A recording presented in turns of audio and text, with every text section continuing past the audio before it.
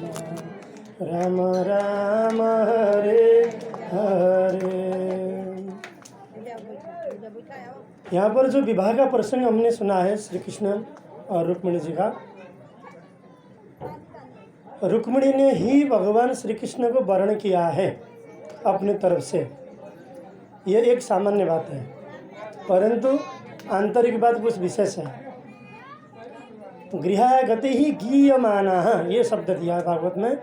घर में आने वाले जो श्रेष्ठ व्यक्ति होते थे उन लोगों ने गान किया, मतलब श्री कृष्ण के विषय में सुनाया।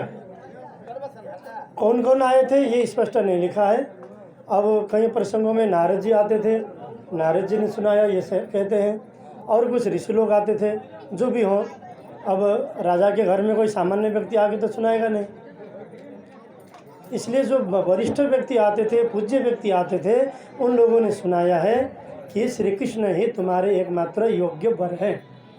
और इधर श्री कृष्ण को भी वह आने वाले ऋषि मुनियों ने, गुरुओं ने यह समझाया है कि रुक्मिणी जी ही आपके लिए योग्य पत्नी है।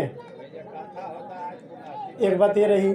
और दूसरी बात है कि रुक्मिणी जी स्वयं लक्ष्मी स्वरूपा हैं, स्वयं लक्ष्मी है रुक्मिणी जी, कोई सामान्य व्यक्ति नहीं है। जब नारायण कृष्ण रूप में आए हैं तो लक्ष्मी जी रुक्मिणी के रूप में आए हैं, इसलिए अब लक्ष्मी नारायण का विवाह है, कोई मतलब शंका की बात नहीं है कि अरे उन्होंने तो अपनी इच्छा से भजा है, अपनी इच्छा से वर चुन लिया, ऐसा नहीं है। यह प्रसंग सुन करके कुछ लोग कहे कि हम भी अपनी इच्छा से वर चुनेंगे। पहले ऐसा होता था, कुछ राजा महाराजा लोग अपने कन्या को उस योग्य बनाते थे, तब वो योग्य कन्या योग्य वर को चुनती थी।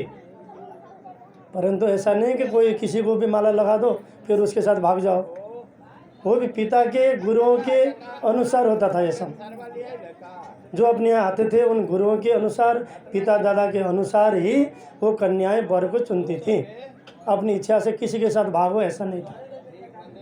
और दूसरी बात, दोनों ही क्षत्रिय परिवार में है, मतलब कोई वर्णाश्रम का दोष भी नहीं है।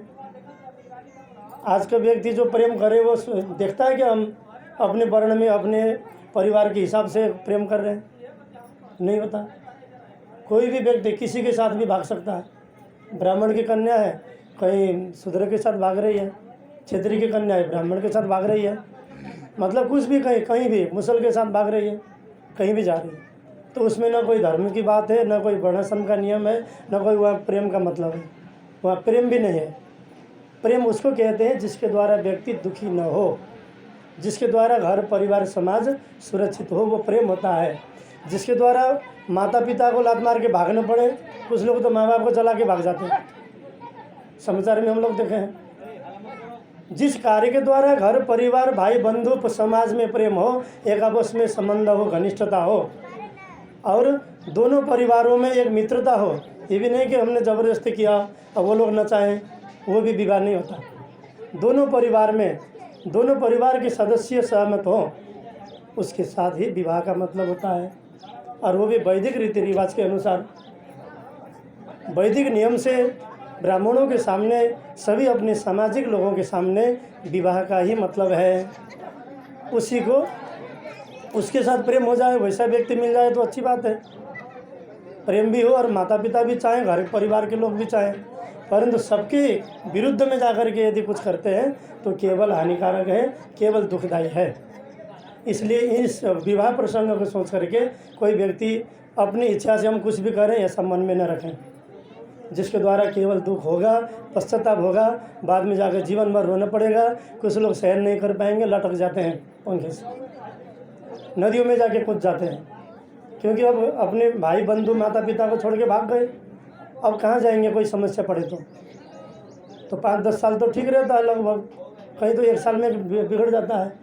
अब बाद में 5-10-15 साल के बाद फिर कुछ न कुछ ऐसे गलत निर्णय ले लेते हैं, अंतिम में उनको नष्ट होना पड़ता है। इसलिए ऐसा भाव किसी को नहीं रखना चाहिए। और दूसरी बात है कि जब एक बार विवाह किए हैं तो फिर अलग होने की कोई बात नहीं है, जीवन भर हमको साथ रहना है।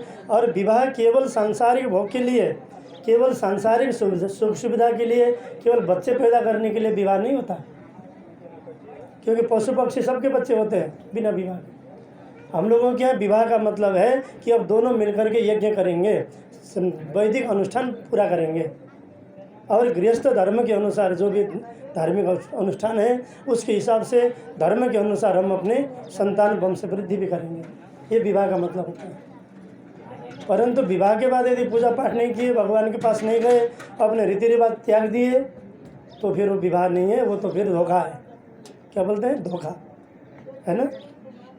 कुछ लोग आजकल एनिवर्सरी मनाते हैं ना। एनिवर्सरी का कोई मतलब नहीं हमारे हिंदू धर्म में। एनिवर्सरी उनके लिए है जो विवाह के दूसरे दिन छोड़ देते हैं। 1 साल रह गए तो बहुत भाग्य की बात है, चलो हम लोग 1 साल तक एक साथ रहे, खुशी मनाते हैं।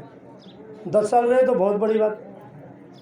अब 20-25 साल रहना तो लगभग असंभव है। तो उनके लिए जितने साल रहते हैं वो खुशी की बात होती है कि देखो हम लोग इतने साल साथ में रहे, और हम किस खुशी में एनिवर्सरी मनाएं कि हम 5 साल रह गए साथ में, इसलिए जीवन भर रहना है, इसलिए कोई ऐसी खुशी की बात नहीं है। हाँ ठीक है, यदि जन्मदिन, विवाह आदि में, पुण्य दिनों में, श्रेष्ठ दिनों में यदि हम कोई पूजा पाठ करें, कोई भगवान अपने इष्ट देव पितृ आदियों की पूजा करें, उनके चरणों में समर्पित हो जाएं, जिससे कि हमें कोई सांसारिक व्यवहार मतलब कोई गलत भाव न हो, हमारा जीवन श्रेष्ठ बने, मंगलमय बने। और जैसे जन्म में केक काट के बत्ती फूकते हैं, वैसे एनिवर्सरी में भी ये गलत काम करते हैं। अब अच्छे से ब्राह्मण विद्वान लोग भी कर रहे हैं, जिनको ये पता नहीं कि हम क्या काम कर रहे हैं, और जिसके द्वारा न उनका विवाह सही होगा, न जन्मोत्सव सही होगा। इसलिए कभी भी गलत परंपरा से अपने नियमों को, अपने संस्कारों को स्वीकार नहीं करना चाहिए, नहीं मानना चाहिए। और जो भी हमारी प्रथा है, जो हमारी शास्त्रीय विधि है, उस विधि के अनुसार ही हम अपने दैनिक जीवन को, अपने संस्कारों को जिए। यही हमारे लिए सर्वश्रेष्ठ उपाय है। किसी दूसरे का हमारे लिए उपाय नहीं हो सकता। क्रिश्चियन मुस्लिम का हम नियम लेकर के हम जी नहीं सकते, न वो लोग हमारा लेते हैं। बोलिए जय श्री कृष्ण। इसलिए